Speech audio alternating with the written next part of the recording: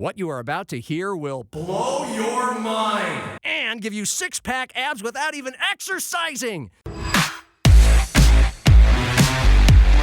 Pull up a bar stool and relax. Hey, who wants to have some fun? You've made it to Happy Hour with John Gaskins. Oh, no. Not again. Get ready for entertaining local and regional sports talk that will change your life. Or not. And by the way, when you're telling these little stories, here's a good idea. Have a point. It makes it so much more interesting for the listener. Here's your host, John Gaskins. Here's Johnny. Hello! Ah! I'm back, baby! I'm back! It is time to howl with the Howling Podcasters of USD fame. We are just a month before the season starts for football and less than a month before the third season of the Howling Podcast gets started. Are we correct on that? August 23rd. Okay, August 23rd. We have Chad Birger, Mark Wendt, Jordan Decker, the hosts of the Howling Podcast, and therefore, by law, the three biggest USD fans on the planet. Is that safe to say? I think there's people out there that are bigger USD fans. Mark is super fan. He has achieved super fan status. But I feel like what we do is try to spread the word of USD, what's happening with USD athletics. Yeah. And all athletics. I mean, I've noticed that. You're giving love to all the different sports there. It's a great resource for Yotes fans, like a lot of podcasts or shows. It's a therapeutic place for all things Coyotes, win or lose in any sport. And again, they're about to start their third season, and it keeps growing and growing and growing. So we're going to learn about it. Plus, we got to talk about some of the pressing big picture issues at USD in some of their major sports. So we'll get to all that. We're at Shenanigans on the west side of Sioux Falls. Big thanks to the Roses for having us. I've got a big honkin' mug of Busch Light. What about you guys? Chad's got a big honkin' bucket of... This is Coors Light, yeah. Everybody else Coors Light. Sorry, I didn't get the memo. We're trying to get a sponsorship. Okay. Okay. This does not hurt. I don't know how much it'll help, but it doesn't hurt. I've got Busch Light in honor of your head football coach, Matt Vitzthum, who's a big Busch Light fan and drinker. So, and a big thanks to St. Cloud State University for making this podcast possible. I am wearing my St. Cloud State red hockey shirt and my red Nebraska hat because I thought I'd fit in. I just wanted to make it clear if you can't see very well. Not wearing USD gear, but fitting in. The colors are red. Yeah. Don't want the Jackrabbit fans to get upset. But the rest of you, you all. I figured you all would have nothing but USD gear on. So I'm sitting next to Chad. We got Mark and Jordan at the end of the table for those of you who are listening. We're sharing microphones. But I just want to get started, and I'll start with you, Mark, about how this got started. How the Howling Podcast came to be. So I was working in Yankton, South Dakota at the time. I was standing at a convenience store buying some pop and chips and whatnot, and I got a tap on the shoulder. And this lady behind me goes, "Are you the iChart guy?" And I was like, "Yeah, actually I am the iChart guy. Nice to meet you, blah, blah, blah." She goes, "Do you know Chad Birger?" And I was like, "As a matter of fact, I do know Chad Birger." She goes, "You guys should start a podcast. I would totally listen to that." So the next time I saw Chad, I was like, I told the story, and Chad's like, "Well, what in the heck would we talk about?" And I said, "I have no idea. Let's just turn on a camera and grab some mics and see what happens." Yeah. And then Jordan was doing another podcast at the time and decided to make a move, and the stars kind of aligned, and we decided let's do that. So when she said iChart guy, were you doing your own tweets and videos about USD? And because I was going to get into the iChart thing. That's one of the fun segments you guys have on your show. Yeah, that started. But I didn't know it started before the podcast did. Oh yeah. That started. J.D. Gravina, former head coach he's still the head coach at Western Illinois women's basketball. He was pretty funny on Twitter for a long time, and he had a tweet about how many Subway sandwiches he eats during the basketball season.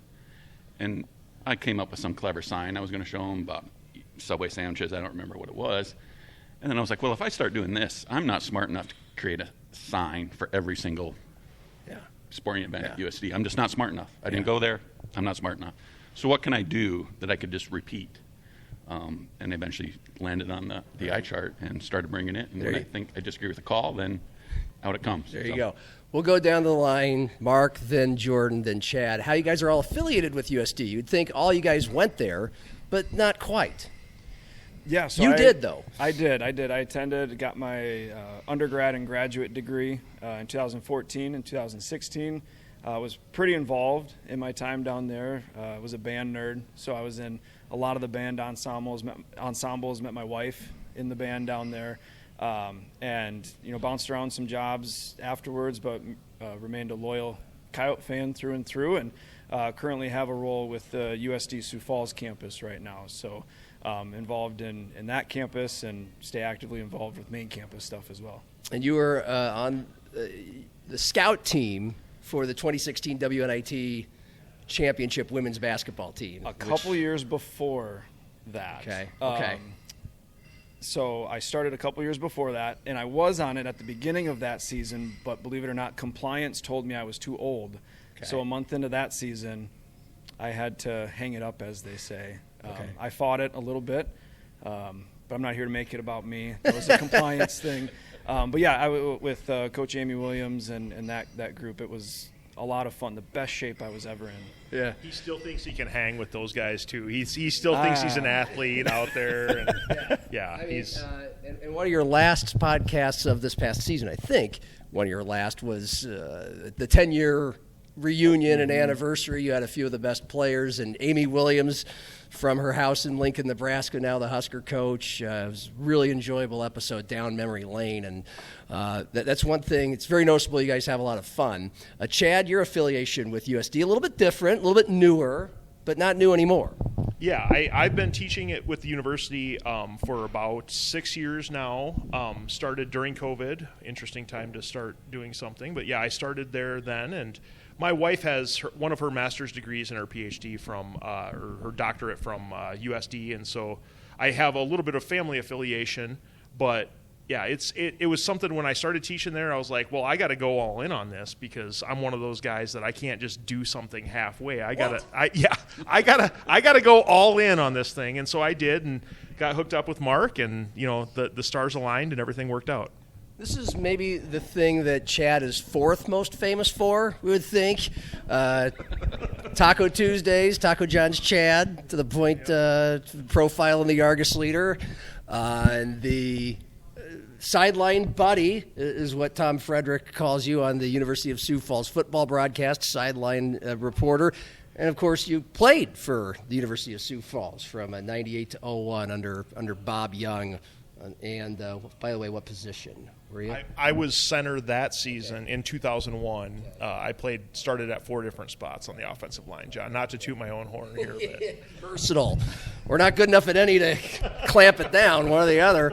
And then Mark, yourself. So USD. I really don't have any ties per se to USD. When I was a little kid, my dad would take me and my brother to one football game a year. He called it the Civil War. And you can guess which game that was. And I just remember the Dakota Dome being the coolest place in the world to me. When you opened the door and it had the Teflon roof and you got blasted with 40-mile-an-hour wind. Yes, just like the Metrodome, yeah.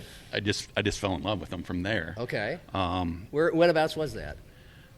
I graduated in 95, so late 80s probably is when we were making the trips there and doing that kind of stuff. Then I joined the Navy out of high school, did 6 years in the Navy, came back and wound up in the area. And I bought a season ticket to football and got hooked, real hooked. The rest is history. Yeah. So a few minutes ago, Mark told us about how the Howling Podcast got started, and I guess I'll let Jordan kind of take it from there. You guys have decided to do this. What do you recollect about the very first one 2 years ago? If you want a good laugh, go and watch the very first episode that we still did. up there? It's still up there on our YouTube channel page. Not very organized, and Chad, correct me if I'm wrong, but I believe John Thayer provided some feedback. It sounded like a bunch of guys that were just looking at things for the first time and providing an update, and that's exactly how it sounded. So if you want a good laugh, see some novice podcasters, go back and check out episode 1. But it's been a lot of fun. Starting season 3, we've got some cool things lined up, and we've got some new sponsors this year, but really the goal of this, and we sat down and talked about it, but we wanted to cover every sport, from football to swimming, triathlon. Mark's big into triathlon at USD, but we wanted to cover it all, and we didn't want to make it about us necessarily with the questions that we have. We want to be asking the student athletes, the coaches, the administration questions that they might not get, to provide a story for USD fans to get more acquainted with the student athletes, coaches, admin, etc. So that's kind of like our goal each episode, is to provide that for USD fans, and really, depending on who we have on, for Missouri Valley football and Summit League fans as well. Yeah. Well, what are some other stated goals, purposes, the why of this, and why it means so much to you guys? Because it clearly isn't just something fun that you get together. You guys are, aggressively growing it, and it's getting better, and you're getting everybody on, from the athletic director to coaches to athletes. Is there something you're striving for? I don't know. I think I always tell people the best part about this podcast is that I get to hang out with two of my best friends every single Sunday night. We get to talk about sports. I mean, this is fantastic. One of the things that we do strive to achieve is to teach people a little bit about some of the background and the history of what's going on. I know Jordan is still, what do we say, a growing volleyball fan, right? He's not an expert in volleyball, and so we try to use our experiences to teach about what happens in the game. And it was great. We had Coach Leanne Williamson on in our season 2 first episode last year, and she told us about some of the terminology that she uses all the time that the casual volleyball fan might not be as familiar with. And so we kind of use it a little bit as a teaching for fans, so that when they hear these coaches at press conferences or doing other interviews, they have a little bit of an idea of what they're actually talking about in those circumstances. Yeah. And going back again to the first year, Mark, how did it start to evolve? Like, is it much different, the format or the way you guys go about this? Has it changed much, or has it been pretty solid since day one? I think we learned pretty early on in season 1 that the shows that were getting more views, not that was necessarily the goal, but if we had someone interesting to talk to instead of just us three fumbling through who was on the volleyball roster at the time, those shows did a lot better. So then once we dedicated ourselves to, let's try to have a guest on every week, and as Jordan touched on, let's not ask them the typical media questions. Let's try to get their personalities, come out and get to know them a little bit, and it's much easier to root for those kids and people when you feel like you know them a little bit. So that was probably the biggest change from then to now is let's have a guest and let's try to get their personality to come out during that conversation. Chad mentioned Leanne, and she has a great personality, but who would have been some of your favorite moments, funniest moments, wow moments, for like, wow, okay, we're cooking with gas here with whatever guest we have on right now? I was really surprised. Coach Vitz, new football coach, he came on 2 days after he was announced. Like, that was just kind of a Hail Mary on our part. Like, nobody knows who we are, or we thought. He'll never come on, but he agreed, and that was great. But you talk about, like, just kind of someone you wouldn't expect. When we had the tennis coach, Coach Bosch, on, that's one of my favorite interviews. He's very funny, had one of the great one-liners of the entire show ever, where he gave this long explanation about how tennis scoring works. And then at the end he goes, well, I could be lying.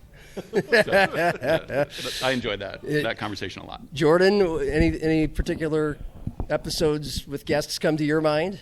The WNIT championship, and this is recency bias, but having that group on was special because that was at a special time in my life too, finishing up my time at USD and getting to know all those girls all those women on the women's basketball team and getting to know their future fiancés as well, and maintaining good friendships with them. But I guess one of my favorite ones was this year when we interviewed Angie Robles. Her story from how she started basketball and then from Denver to here, and her why was why we wanted to do this. Like, what she shared with us and her motivations, it was like listening to her, I was like, this I want this every episode And I want Coyote fans to know this is why those student athletes choose USD, because of the culture, the coaches, and the community in Vermillion that make it so welcoming. So I would say those two for sure. For those that missed it, what was her answer? In general, what was so captivating about how she got started in basketball?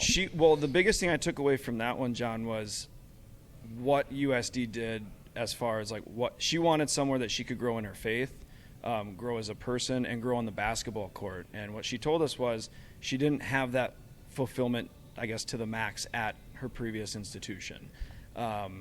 And she excelled there too, but she wanted to take that next step. And she found that with the coaching staff when she met with them and on the visit. And yeah, that was her primary answer in that interview.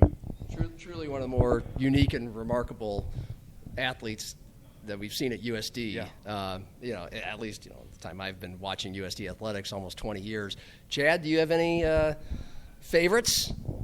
Well, I think every week our guests are probably the best guest. I mean, it feels like we're batting 1,000, as I say every single week. But all the coaches that come on are fantastic. They give us great answers, great insights to what's happening.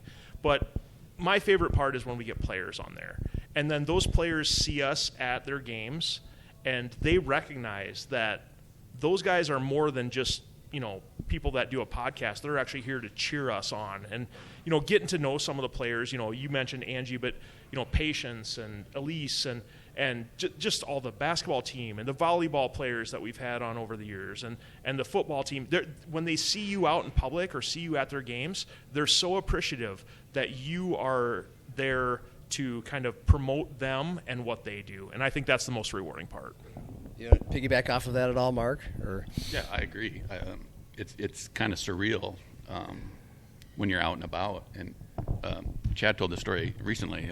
Ethan Kaiser, we had him on the show, and he's out doing warm-ups. Men's basketball player. Correct. Long hair. Great character. Great guy, great kid, great family. Yeah. But he's out there getting ready to play a basketball game, and he turns around and sees us there in 106 row 2.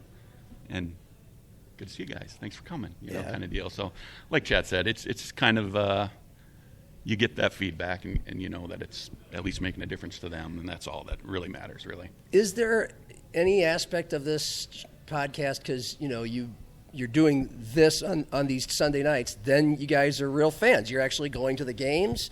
You're certainly taking pictures and making sure people know you're at the games, which is, I think, is important. Is there any aim beyond just the entertainment or enjoyment aspect of it? How much of this are you trying to grow the USD fan base to show that this is fun, get into it? Yeah, I mean, I think right now the core USD fan base, I don't think I've ever seen it as energized and into it. And there's multiple fan podcasts out there now. So I mean, I used to lay in bed at night thinking, what kind of tweet could I come up with to get fans to come out? Yeah. Now I think if we just say, hey, I was at the basketball game and it was a blast, and here's some pictures of it, and here's the people we saw and the signatures we got. Hopefully that gets people to be like, I want to be a part of that. I'm going to go come hang out with these guys. Yeah, I always say, John, no one has more fun at any game, any USD game, than the three of us when we go. We have more fun. We're going to have a few beverages while we're there. Coors Light, shout out. We're going to have a few beverages while we're there, and we're going to cheer on the Yotes, and we're going to have a good time, and we're going to do goofy stuff and say weird stuff and be fans and everything, but we're having a good time, and that's what going to games is all about, cheering on your team and having a good time. And I think, modeling that behavior is such an important part of what we can do for the USD fan base. Jordan? And we've had some folks come up to us and say, hey, like I was kind of a casual fan. Maybe life happened, whatever. But, man, you guys got me riled up for football, for soccer, for men's and women's basketball. I bought season tickets this year because I want to bring my family more to games. And, as Chad said, too, we post those pictures. I do it because I want other folks to see, like, you can have that fun at a game. You're not there to – if you wanted to sit for 2 hours and not – stand up and be interactive, you'd stay at home. Yeah. But when you're at the arena, I mean, we saw at the FIFA World Cup how insane fans are. I mean, fan is short for fanatic. I'm not saying you should be blowing vuvuzelas and the smoke things that they got going. Well, you were at a recent Canaries game. There's nothing wrong with blowing vuvuzelas. I love that. We should change the rules and allow those. You guys could take that idea and run with it if you want down there. Yeah, but it is. We're trying to grow that core group of fans so that they can talk to their buddies, they can talk to their family. The local within 2 hours, whether that's Iowa, Nebraska, Minnesota, South Dakota. If you're a Yote fan and you've got that Saturday free, you absolutely should be heading down to a game. You should absolutely be going to a volleyball match or a soccer match if you can, because there's just a lot of, maybe. But that we're trying to do that is like provide those stories, make the names on paper relatable and actual humans. So it's like, I do want to go watch so-and-so for this team play. Well, I mean, it's so much easier to not go these days of any sport, any level, because any of them are, and all of them are live streamed. Chad and I are in that business. And unfortunately, we do a lot of high school football and basketball games, and we still see really good crowds, especially at basketball. But at the college level, sometimes it's, it's especially in the winter with weather, it's easier to not go. And a lot of fans, I'm guessing, for a lot of basketball games, those are the ones in Vermillion and Yankton, and it might be a little harder to get the Sioux Falls or down there. And I guess there might be some Sioux City fans as well. But I'll drive it back to Jordan, since you're the one that went to school there. There's a sense that from USD alumni that I know, whether they went there in the 80s or the 90s or a little bit after that, is that it just wasn't as big of a deal or cool of a thing to go to games as a student during those times as it might be at other schools. Not one particular school, but a bunch of other schools. Is that true? Did you ever sense that? Yeah, in my time there, it was very popular to leave at halftime as a student. Like, you'd go there, tailgate, and halftime, I mean, even Dakota Days, homecoming, or whether it was a rivalry game with SDSU, NDSU, UND. I mean, if it was a beautiful fall afternoon, students left. And I remember in my time, it was, the general fan population was like, where the heck are all the students? And now it's almost kind of flipped, where the students are really showing up. And now, from what I hear from students, is like, where are the fans at? Why aren't they coming to games?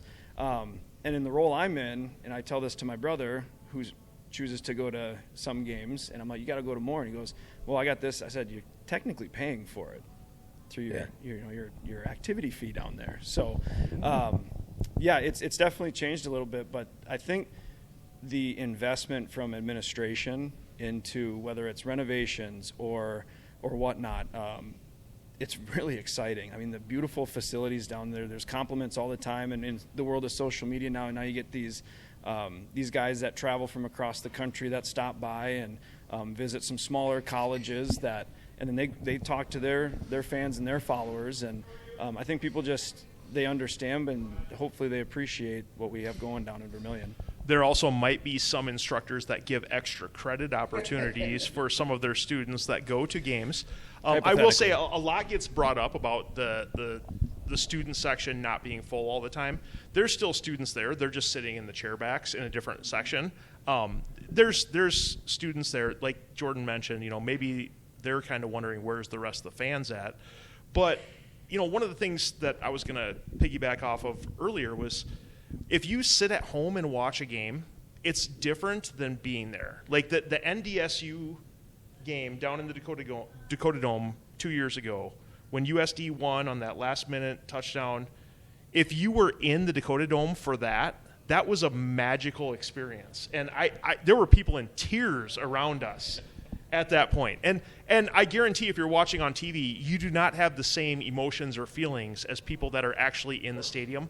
And I think people just to be able to experience that in person is a completely different level than just watching it on TV. Yeah, Mark was laughing a little bit, so it looks like that brought up some memories. But what are some other moments where you've been like, I'm glad I was there? The Vermiracle was one that you could actually see that in real time. Jordan talked about people leaving early. Yeah, SDSU football 2021, right? Carson Camp. Yeah, Carson Camp. Ooh, good trivia question. Oh, this gosh. is why I was last night, Mark. I just remember the guy. Jeremiah Webb. Okay, there we go. Yeah. Good save. So people thought it was over, right? Yeah. When when the SDSU quarterback threw it into the stands, 1 second left, like, it's over. And people started going to the parking lot. So you could see in real time. You stayed there till the end. It's one of the all-time great wins at USD. And then you go outside in the parking lot, and people that left earlier standing there like, what happened? What happened? Well, you should have stayed. Should have stayed because it was awesome. Yeah. Jordan, do you have one? Doesn't have to be football. It could be any of them. They're just the most memorable moments where, damn, I'm glad I was at that game. There's been several volleyball matches. I think it was 2 years ago. Weren't they like the Cardiac Coyotes where there were several reverse sweeps, whether it was non-con or conference? Women's basketball, obviously, the WNIT running the dome. Yeah. But yeah, I was not. Our boys actually got sick that day of the Vermillion, so we drove back and watched on TV. But the NDSU game, it was deafening, and I may or may not have been one that started to shed a tear because I knew how important that victory was. And yeah, we know what happened after that with playoffs and whatnot, but that moment in time for USD and USD football was defining for the program. Which one are you talking about? The Vermillion? Sorry, the NDSU one. NDSU, sure. Yep. Yeah. Like, it was deafening, and yeah, we had people around us leaving, and we had a couple of NDSU fans that were super nice in front of us the whole game and had all the championship pins and the Bison hat on, and he just turned around, shook my hand, and gave me a nod and walked out. It was kind of just a fun atmosphere, but you never know. And that happens during the regular season too. And we talk about volleyball matches. You know, you get 1,000 people maybe in there for an average home match, and it gets loud in the SCSC with even it only being 20% full.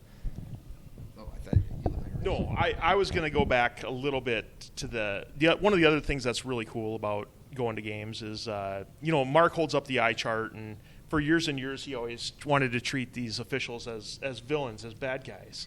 And I have a few friends that are officials, and including Kelly Pfeiffer from Mitchell. Him and I usually do go. Right. So this is the fifth most famous thing you are known for.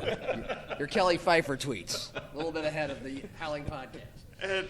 And so, once in a while at games, I'll say, oh, these are the officials tonight. And Mark's just absolutely crushes me for it because he's like, it's hard to root against these people when I know their names, when I know that they're actual people. And so that's one of the difficult parts. But it's been fun the last couple of years because some of the officials, we sit in section 106, row 2 for most basketball games. It's right behind the scorer's table. And so when the officials make calls, they're actually looking almost right at us. And some of the officials actually do give us a nod or point at us when they maybe make a questionable call and they're expecting the eye chart to show up. And so it's been a little bit of fun to develop some of those relationships as well. There have been a couple officials that do give almost a guilty look to you guys when you're holding. You can see one in particular goes, like following this. Like. He's, for those just listening, Jordan was wincing and closing his eyes as he giving up numbers held up of the player signal. The player number, the foul.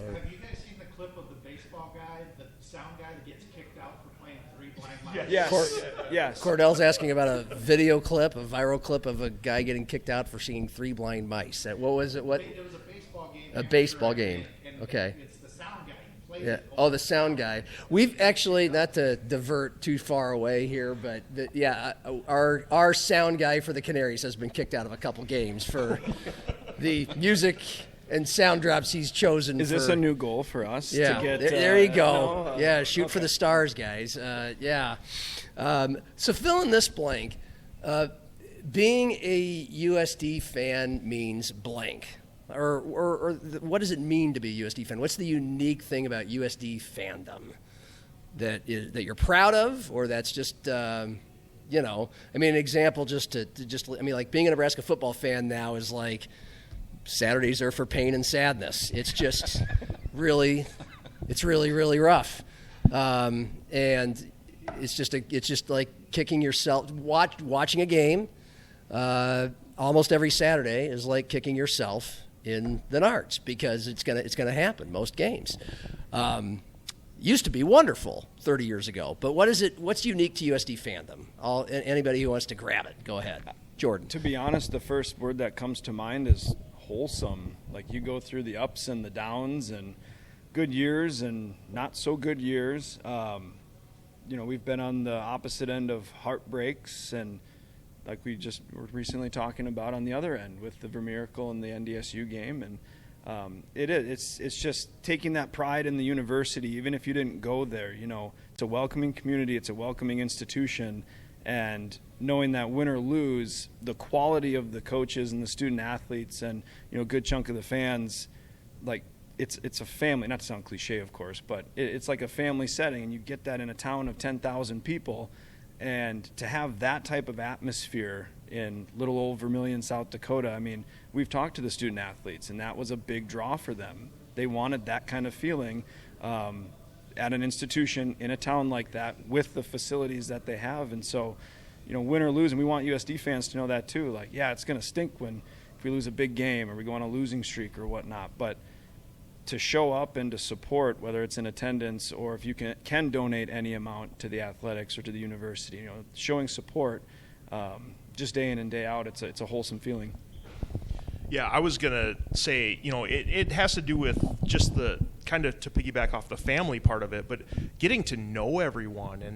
And you're able to see, Avery Van Hook, who's one of the best setters in the country in volleyball, and you see her down at Walmart on a Tuesday afternoon or something like that. I mean, just the accessibility to see and get to know these athletes over the years, and they're not afraid to sign autographs if people want to go up and ask them for autographs after the game. They're just so accessible. They're so gracious and so just friendly, and I think that's the biggest part about being a USD fan, is just getting to know those athletes.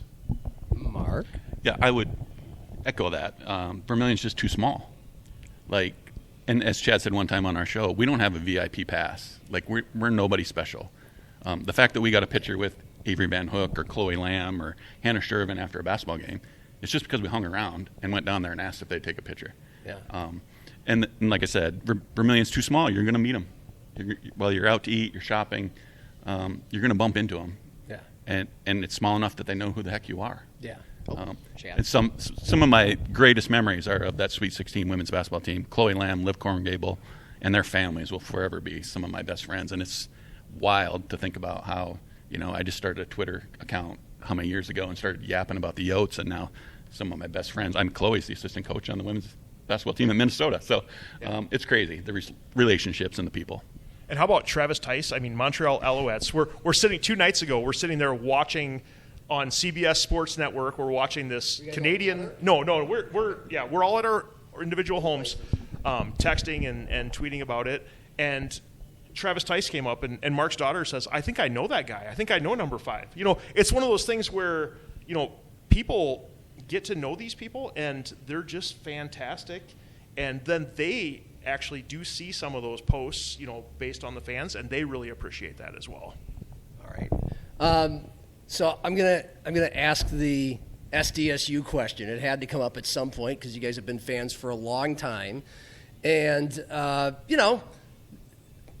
don't even. Do I even need to ask a question here? You can take it, Mark.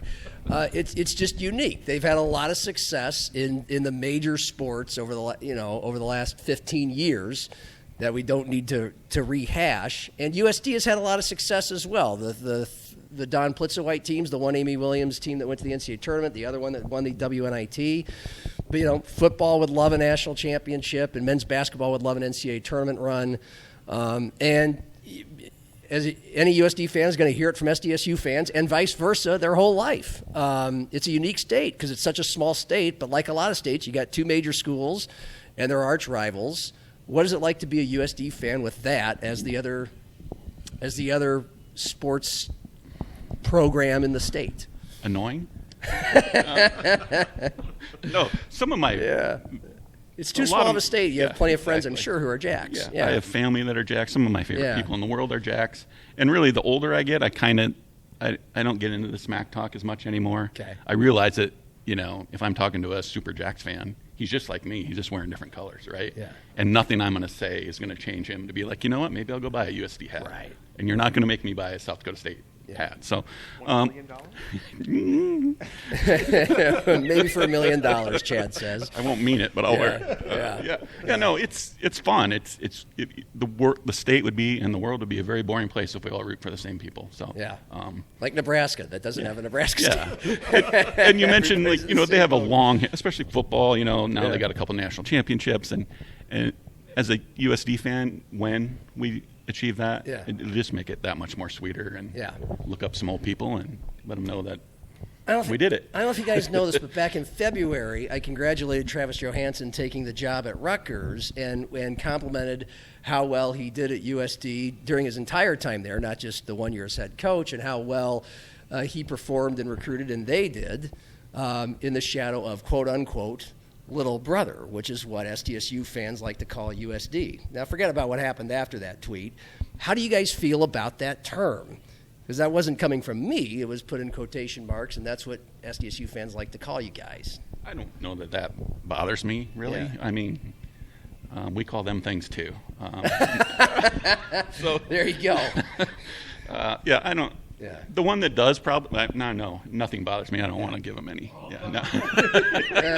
I'm good. There you go. I get it, Jordan. I guess I didn't, and both questions that I just asked Mark. It's tough on social media, John, because I have a very dry sense of humor, and it's tough to display heavy sarcasm when trash talking a little bit. But as Mark said, I've gotten to meet some of those diehard SDSU fans in person and share local beers with them. We swapped Legacy beer from 19 Brewing Company. I had the ears up for the first time last year, and good conversation about football. And in the position I'm in too, I work with SDSU folks all the time, and fine institution. But when the calendar flips to August, the trash talking is going to start up again. Here we go. Between the lines on the court, on the field, it's just words, and it's just having fun as sports fans. And back when I first started Twitter, as Mark, when I was younger, stuff like that would have gotten to me, and I probably would have typed something and whatnot. But now it's just you know what? If I can dish it, I better be able to take some trash talk too. And so, having thick skin has been fun with them. Yeah, I guess I feel like I try not to focus on what other people are saying a lot. It's one of those things where anyone can say anything. If you wouldn't ask someone for their opinion, then why do you care about what they say? If you wouldn't ask someone for advice, then their opinion on whatever that thing that they're talking about doesn't really matter. Now, John, I will say you did cause quite a controversy, quite a stir with that comment, but we're not trying to bring that up right now. But I have some really good friends, SDSU people.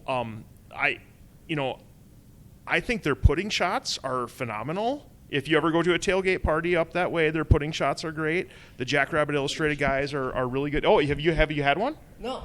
You're gonna need next time you go, make sure you look up Chad Myros and go check one out. Well, but they have them on next week. Yeah, they have really good people there, and they're phenomenal. It's all about just which team you root for, and don't get caught up in what someone else is doing and try to keep up with them. Just go out there and have fun and do the best that you can.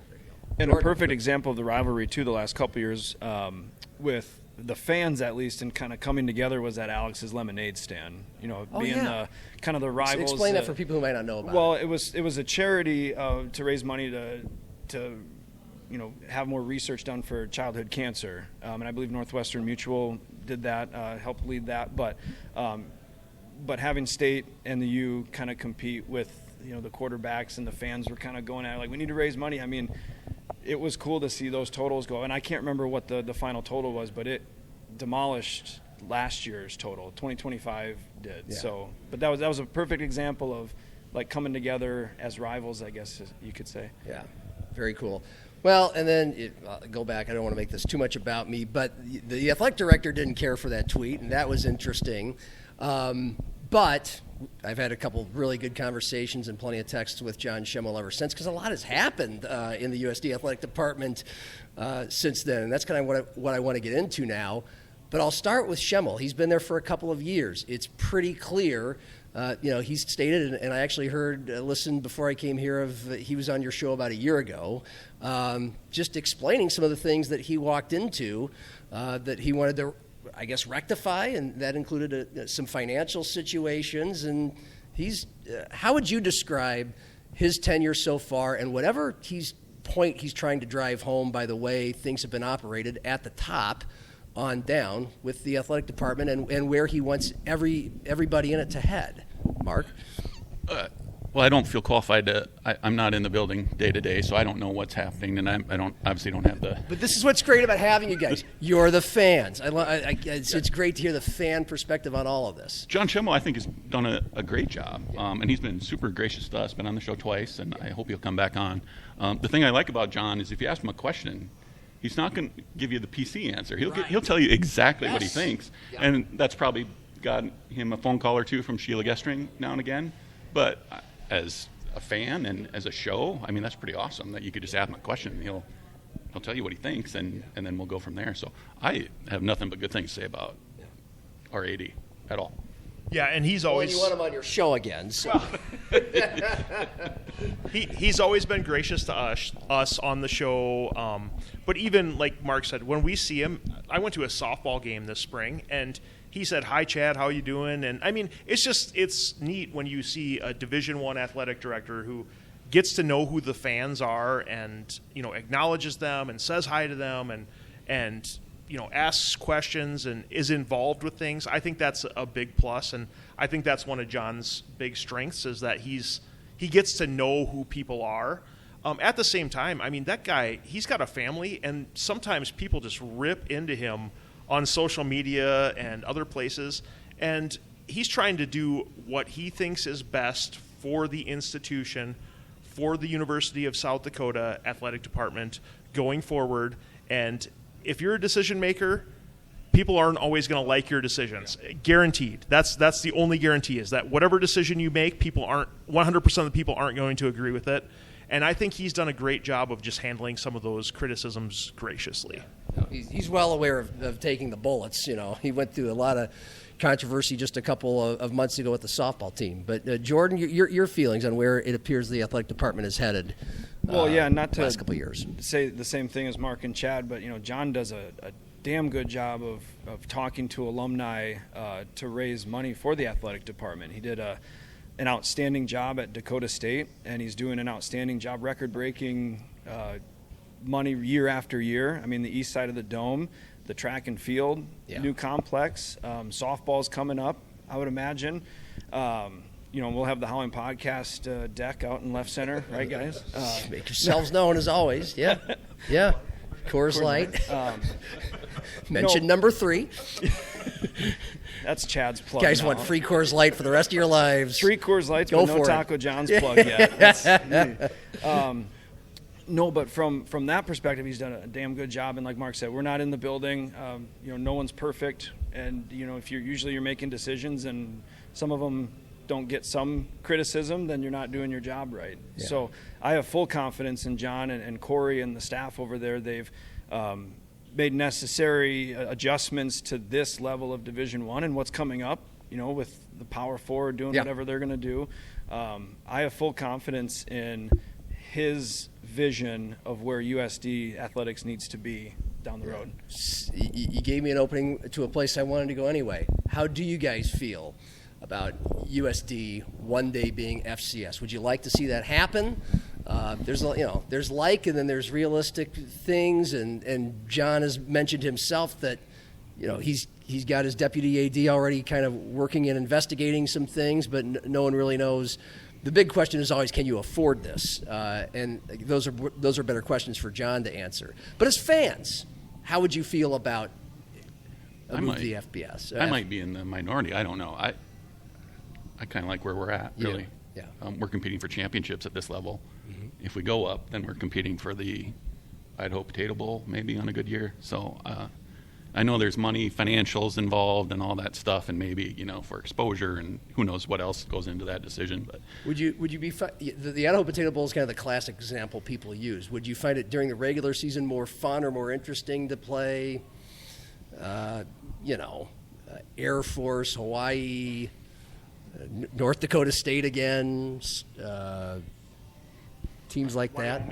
Wyoming would be another one. I mean, there's a chance for some of those rivalry type things to appear, but I kind of agree with Mark. I'm really comfortable with where USD is at currently, but at the same time, it all comes down to what are the other schools in the league going to do? Because if the other schools go into the FBS, then USD kind of has to go as well, because it's one of those those type of situations, and it's difficult. I know I wouldn't want to be there. I just know regionally, there's not a lot of great Division I FBS schools in this region. Nebraska's always down. Iowa punts a lot. I mean, I feel like a lot of those guys we can. USD has no problem handling Minnesota, those. Whatever. PJ keeps his job every year, whatever. Jordan, your feelings about FBS? So the Montana schools, I believe, have a thing where they have to move up together. I think that's a part of their Board of Regents thing, right? Yeah. And in the state of South Dakota, I don't care if it's a lukewarm take or a hot take at all, but I truly think that USD and SDSU have conversations, or have had conversations and will continue, that I think it's the betterment for both institutions that when the Power Four does their thing, probably within the next 5 to 7 years or whatever, maybe sooner, that what's that next level for the top tier of FCS schools? And does that really give our student athletes, because Jon has said that too, like we need to be looking out for our student athletes and the experiences they have while they're here. Does that give them the better opportunity to succeed? And it'd be cool to be at the FBS, how that affects other sports that we have. But like Mark said, I'd love to win a national championship too. I'd love to see us host Montana or Montana State. Love to bring back the fans of Tarleton State for maybe a semifinal match. Yes. But no, I think it'd be cool, but I would love to just see us really, really excel at this FCS level first. But as the landscape changes, things will change too with that. The other component of the new age is the transfer portal, NIL/transfer portal. And, I've asked coaches about this, ADs, even athletes, and certainly other media, but not fans. Matt Zimmer and I will sit there once a week and try to guess what the fans are thinking. What are you thinking about, how have you processed the fact that, basketball is a perfect example, but football got just, pummeled in the spring of 2025, that, most of these athletes, if they have one great season and are on an all-conference team, and certainly if they're All-American, they're going to leave. And we assume that fans, certainly who would like that, right? But it's not. But I've always felt like you're not going to give up your fandom. There's still a scoreboard. You still want to go to games. You're going to root for who's ever in that laundry. But how do you guys see it, Chad? Jon, I'll twist this around. If ESPN came to you, or one of the big sports networks came to you and said, "We're going to offer you $1.5 million next year to come play for us," you would be crazy. I don't know what you make now. I'm assuming it's close to that, but you would be absolutely crazy to turn that down. And so I think His first question is going to be, is Cordell coming with? Yes. You're right, Cordell. But it's Cordell coming with. Yes, it's one of those situations where you can't blame the players for being involved in the system that currently exists in major college athletics. It is what it is. The NIL era is there. The student athletes are benefiting greatly from that, and you can't blame those student athletes for putting their own best interests in the very first position. So, financially, it makes sense completely to us. We have had several, USD has had several transfers that have gone on to other places, and the three of us as fans have no issues cheering them on. When we see Cincinnati's playing on a Thursday night and Joe Cotton's playing, we'll be texting each other in the group chat saying, "Hey, check out our left tackle over there playing." Lorenzo Fenner's had it. Exactly. Yeah. when Dre Bullock made the NCAA tournament with Hawaii this last year, we were staying up till 1 a.m. to watch some of those games when Hawaii was playing. And so, we kind of feel like it's one of those things where you want to cheer on those athletes wherever they go, and be supportive of them. But at the same time, it is a little bit frustrating when, every year you kind of have a major turnover in some of the rosters and trying to learn who everyone is. Mark, I know you have trouble with names sometimes when we're sitting there in 106 row 2, but it's one of those things where, we want to cheer on all of the people that are there for the Yotes and who have ever been there for the Yotes. Mark? Well, I think two things. I think Chad's right, but the NCAA does need to put some guardrails on this thing. It's just too crazy. Just some sort of, I don't know if they, they're talking about the 5-for-5 rule now, which would be great. Already lawsuits about that. So, but just some sort of rules. It doesn't feel like there are any rules right now. And the second thing is, there's 2 seasons to the transfer portal, right? There's when everybody leaves and everyone's like, this is the worst thing ever. And then they come. It comes in. I mean, the USD women's basketball program would be like Exhibit A for, hey, it can work for the school too. They weren't very good the year before, and a new coach comes in and kind of cleans house, or it naturally gets cleaned, and she brings in, Carrie Eighmey just crushed it in putting together a team that wins 26 games, and none of you had to wait 3-4 years to go through 8-20, then 15-15, then maybe they give it a run. Like, boom, instantly they gave it a run. Jordan? Oh, well, my thing would be that's why you go to games. I mean, without the transfer portal, we don't get, Josie, Elise, Patience, Angie, and that exciting team. You saw it game after game last season, more people come in, winning helps, obviously, but, they'd see the way they play. What is it? Defense and rebounding, right? It is a must. And it was a fun team to watch. In football, you see that too. With guys getting brought in, there's a lot of talented transfers that have come in. And Mark was right. It's when transfers out, it's the sky is falling. This stinks. Loyalty. And as someone, I'll be transparent that initially in that NIL stuff, I was like, come on, like you could be this, you could be that. But Chad's right. I've gotten to talk with some of the student athletes and former alumni too, and they're like, if you're thinking that I wouldn't take $100,000 to go play, or $200,000 or $300,000 to go play at another school, you're crazy. Like, to get that opportunity to play at that next level. So to USD fans, like, we've got to embrace who we've got here now. Go to the games, go watch. Football team especially, running backs, wide receivers. I mean, Lorenzo last year was kind of like, huh? And then, the close fans knew, like, he's very talented, but he just broke out. And now look at him going to Cincinnati.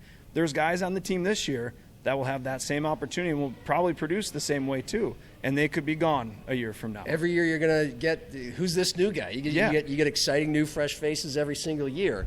By the way, ESPN wouldn't offer me 1.5 or anybody because they have to pay Pat McAfee $100 million. We all know this. ESPN isn't hiring anybody new these days. But hey, how about the football team? 3 straight years of quarterfinals, only team in FCS to pull that off. The Golden Goose is just making a championship game, and I'll start broadly. Like, what did you guys think of them being picked to finish 5th? I think they'll finish higher than that. I get why they were picked to finish 5th. It's mostly a new coach and a new quarterback. Where did you have them, Mark? Yeah, I have them higher. But beyond that, just Well, why are you high on them? Besides the well, fact I mean, I actually, you think about it. Yeah, 5th? Was it 5th? It was 5th. Okay, the teams in front of us. One lost the national championship. Yep. And then I believe 3 returning quarterbacks. Yeah. Yep.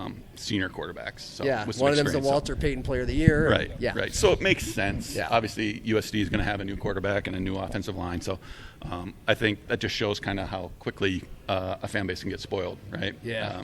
There was a lot of fans that are like 5th, really, 5th in the country, maybe. Yeah. But it makes sense, and we get to play football for 12 weeks to sort it all out, and I think we'll be fine. Yeah.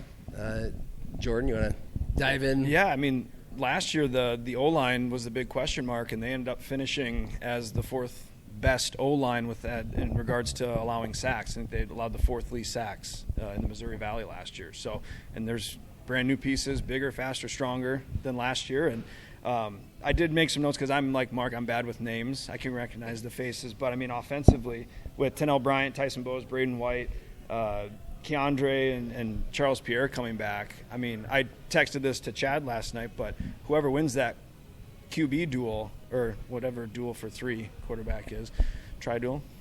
We talked about that, tri-duel. This like, yeah. You know, once those receivers break off the line, just throw it 10 yards in front of them, and they're going to go get it. It's a fast, small, but fast receiving group. And the tight ends coming back, they can block really well in the run. So it's exciting because we get to see a pretty deep and talented running back room on the offensive side of the ball. How did your race against Charles go this spring? I can't confirm nor deny that race actually happened. A race did occur in the Dakota Dome during the spring game. There's video and pictures of it, but that's all I can comment on it at this time. That was a reference to an interview during one of our shows this past spring. That's part of the fun that we have with guests. But so, John, I think I'm going to give the cliche answer of, preseason rankings are basically toilet paper, okay? Yeah. I mean, it doesn't matter what people think in July or August or, what happens is once the end of October and November roll around, where are the teams actually at? That's what really matters, and I think that the Yotes are probably going to be a little bit higher than 5th. Yeah. Well, here's a fun fan question as well, since I've been talking about this in my echo chambers with a microphone. Not having NDSU in the league anymore. We're asking all the players and coaches about it. How do you guys feel about it as fans? You could take that any way you want. Good luck to them. I mean, they did the job. The admin did the job of moving up. I'll miss those big games, as I'm sure administration at USD will miss that one, or at USD will miss that one rivalry game a year. But it'll be fun to watch them in the Mountain West, and the hopes that once USD and SDSU maybe go up, that we can have similar success as they will. And are you going to watch them? Are you going to watch their games? Are you going to check their scores? Because there's a notion people get tired when we talk about them, but I kind of feel like no, there's a lot of curiosity from Jackson Yotes fans. It honestly, it's me if I remember that it's on. I think they're at Hawaii, so I don't know if I'm going to stay up till 1 or 2 a.m. watching it, but I'll have interest in seeing how they're doing, no doubt about it. Mark? Well, as far as I'm leaving, I think it was always. I always remember being in Fargo and seeing a guy, obviously a Bison fan, had like a Letterman style jacket with all the championship patches on it, and it was like wrapped. It was just like you're really showing off there, dude. Yeah. But it's always the benchmark, right? You could always measure yourself. Like we think we're playing good, but we gotta go play the Bison next week, and then you find out where you're at. Yeah. And it felt like we were getting there, right? Obviously, we beat them to win a share of the Missouri Valley here a couple years ago, and it felt like we were getting there, and now they're gone. I mean, I don't know if I'm going to miss them necessarily, but it was a nice benchmark game. Yeah. Chad? I have a little bit different perspective. So as someone who played and taught at University of Sioux Falls, they moved famously from NAIA, where they were perennial powerhouse at the NAIA level, to NCAA Division II, moving up that level. And now, winning a conference championship is maybe a big deal as compared to the national championship. It's a different level of excitement, especially at the end of the season. And I think the North Dakota State fans are going to be missing something when it comes around to be, November, December, and even into January over the next few years. Yeah. It's a double-edged sword. I mean, is there some satisfaction in knowing the path is just a little easier to win Valley titles and national championships? From a fan's point of view. Well, looking at the Missouri Valley the athletes schedule. will say, hey, the coaches will say, well, no, we're competitors. We're going to miss them. But I'm sure that's definitely part of the truth, too, I believe John. it, yeah. Absolutely. But anyone taking a look at the Missouri Valley football schedule, those top 6 teams, 5 or 6 teams, it's going to be tough. And I've said it before. I think they're going to be like the SEC. I think they're going to beat up on each other. The Illinois State, Youngstown State, SDSU, USD, Southern Illinois, UND. Like it's very top-heavy, and they're very, very good teams in the top. Games you're most looking forward to this year, or at least the ones in the Dakota Dome? You have the schedule memorized yet? Me, I'll just go UND for sure. Dakota Days against Indiana State. We don't want them coming into our stadium and upsetting us for sure. Okay. UND, I think, would be the top one. Yeah.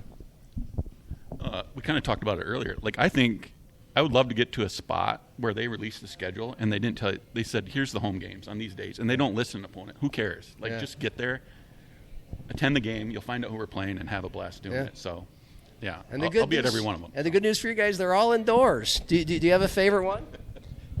I guess, yeah, any game I can get to in the Dakota Dome is great. You know, I do radio for USF, and so I don't get to make it to a ton of the games.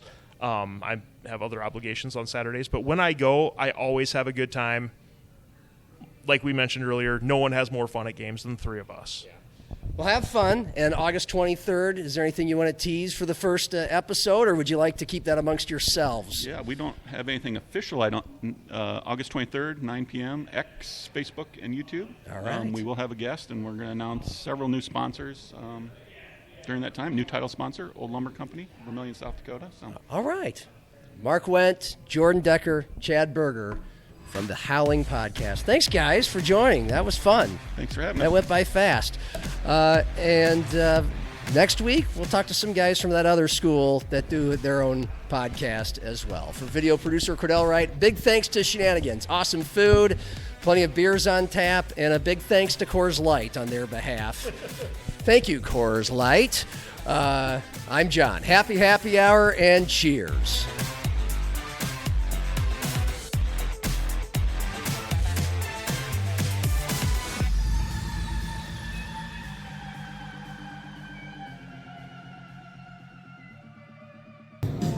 You need anything else, John? No, I think I'm good, Greg. I think I'm going to tap out. All right. Have a good night.